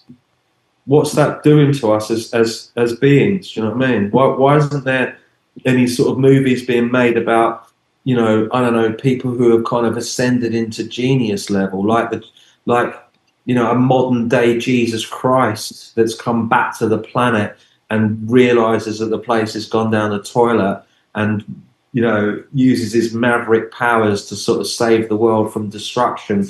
Where's that superhero movie being made? Do you know what I mean? The Second Coming. I might even write it, the superhero that comes back to save the world, the Second Coming. That's what I was saying. That's what I was going to suggest. That's what I was going to suggest is that mind. You have he can freeze people basically with his mind. Actually, coming back to that book, I'm just going to turn a light on. That book is basically about, she can channel Jimi Hendrix's spirit, and Jimmy basically talks to her, and he shows her a way of changing people's DNA structures using frequencies. And she goes on Pop Idol and all these shows, and she puts everybody into trance, like by just playing certain frequencies, and re kind of invigorates the whole DNA structure. So she becomes like a real enemy of the state because she's actually opening people's minds up to what's going on, and that they've all been asleep. She's an awakener, and she uses music and the spirit of Jimi Hendrix to do the job. So she becomes an enemy of the state. I'm going to put this out into the universe. Kusha Deep is going to branch out into movie making now. So Kusha I Deep think that would Music. make Night of Jimmy Dive would make a great movie. There's some great scenes. You know what I mean? So maybe Great you could be the change that you wish to see in the world. like that. Yeah, you could Good be idea. that person that hires those talented women that just won't take no guff anymore, and you'll be the one. Why doesn't Jesus come back as a female? Who knows, right? Maybe it was Jesus an alien. Well, that's what I'm saying. That might be a conversation for another podcast. Yeah, I reckon in the second coming, like the Jesus energy comes back as a female. Yeah, I saw what was the Kevin Smith movie Dogma, where Alanis Morissette was God. Why not? Yeah. Isn't it ironic? Yes, quite. All right, let's close this thing down. I mean, my goodness. Now, you don't have a website anymore. Have you broken that down? No, we're basically revamping it. Okay. So yeah, I'm going to kind of just get that kind of up and running. But people can check me out on Bandcamp, Darragh, DAR.RA, Bandcamp, and you can find all. I've been putting out loads of new material on that as well. They've got the best part of the new album, As Above, So Below, has been put out on 3 EPs: Blood and Treasure, Cure for Jealousy, and I put out Kings and Serfs. I also re-released New Kind of Normal on Bandcamp as well, so you can listen to that and download it as well. So it's all cooking. The book's out, obviously. Divine Spark's out on Amazon. We've been getting some really good reviews on that as well, so that's happening. And as I say, sort of like the new single Cure for Jealousy, we're just starting to get some radio play on that. I've got, believe it or not, actually, we've got a video being made, we're utilising an AI film producer is doing a bit of AI film work for the Cure for Jealousy video, which is going to be out soon. We're just waiting for that. American guy, super talented American film producer, doing that. We've got, as I say, sort of like the new album. We're halfway through the new album, As Above, So Below. So new books, new album. And I really like this idea of maybe sort of setting up a film studio and having all the super cool kind of like Me Too people rock up, and we'll make some killer movies, man. Get all the people who've been cancelled to come out and script write and make some cool movies and set up a new studio system. It's in the universe now. That good energy, sending it out and bringing it back. We're going to call it Real Wood. You know. I like that so much. All right. Well, what's the best way for people to get a hold of you if they want to collaborate or invite you to come to a show? Yeah, so kushadeep at gmail.com. You can catch me on the email at the moment while the site's being revamped. Or Facebook, Kusha Deep. You can find me on Facebook. Instagram, Darragh, DAR.RABRADY, Darragh. TikTok is TikTok, Darragh1, I think, at TikTok. I mean, you can just Google search Darragh and I'm sure it'll all come up gleaming for you. I have all the links right there in the show notes. All right, my friend, always a good time talking to you. I've got so much to think about just talking to Darragh J. Brady, DAR.RA. It's a hyperlink. I want to say, Keys, you are outstanding. Kind of like, I love coming on your show. I just want to say thank you very much for having me. Thank you much to all the listeners as well to wade through the conversations that we've had over the last hour or so. God bless you. God bless everything you're doing. I wish you all the best and all the success that you deserve, because you are, such a solid character. And I've known you now for a few years. We got through COVID together, didn't we, really? Doing sort of a couple of shows through COVID. And I remember, we've had some good fun. Do you remember that time we did an interview in that nursing home? You got stabbed. Yeah. And I got stabbed by those nurses. They were trying to get me with their thingamajigs. And that, just some really cool things. And you've always been there when I've got, something to say and some new stuff to say.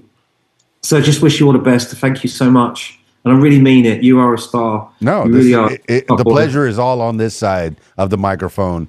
All right, let's And finish this thing off with last words for the people. Words to live by, something you heard a long time ago, a mantra you wake up with every morning, or whatever pops into your head at this moment in time. Darragh J. Brady, give me the we're all last words for the human. people. Be gentle with yourselves, and accept your mistakes. Don't beat yourself up over them. And when you feel you're tuning into your heart, then just let that love shine for everyone. And just spread peace, spread love. Even when the darkness is inside you and you feel like you can't go on, remember that there is a light there for you. Just got to reach out for it. Well, there you have it, party people. Always a good time with Darragh J. Brady, author, musician, all around good guy, deep thinker, deep thinker, that philosopher. Just the man has got knowledge, and he's got a thirst for knowledge. Of course, you're not going to have the management as the buffer between you and the A&R guy. You have a thirst for knowledge. You want to know what's going on in the background. You don't want to be a pawn in the game of life. You want to be a player. You want to get in there and be able to control what's going on in your own life. So thank you, Darragh, for dropping some good knowledge. I know we went through a lot of subjects. My loyal listener has a lot to think about and a lot more to look up and find out about. So thank you, Darragh, for getting the conversation started and keeping the ball rolling. And I may not be the wokest person, but hey, I'm trying.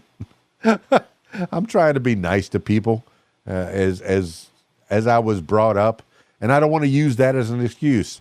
That's what they used as Oh, that's just grandpa. He was brought up that way. Oh, that's just dad. He was brought up that way. I don't want to be that guy. Oh, that's just KeysDAN. He was brought up that way. It was a different time. Okay. Every generation tries to get a little bit more, woke is the word in the dictionary that's been put forth. But, just trying to be more diplomatic and be more accepting of people. And Darragh, I know that you're a work in progress, just like me. Raised by a single mom for the most part, with your brother, and I had my little brother, so we had similar upbringings. And I'm glad to know you. It's good to know you. Always a good time having Darragh J. Brady on the podcast. Make sure you check out those links that I have there in the show notes. Maybe that Spotify link isn't going to be as good as it once was. He said Darragh said that there's going to be a few key songs left up there on Spotify, but for the most part, check them out on Bandcamp and find and buy all that good Kusha deep music, that Darragh music, and check out the books, Darragh J. Brady, and find those books anywhere. Either download them. Oh, I didn't even ask if there was an audio book. As whenever I say I'm reading a book, I'm usually listening to an audio book, and the dulcet tones of Darragh reading a book to me. Oh, that would be so sweet. All right, that's it for this edition of What Makes You Famous. Now, I'm turning to you, my loyal listener. If you'd like to tell your story, I'd like you to give me a call, 501-470-6386, or email keysdan@aol.com. That's it for me. It's KeysDAN, RadioWhat.com, DJLittleRock.com. Peace. I'm out of here.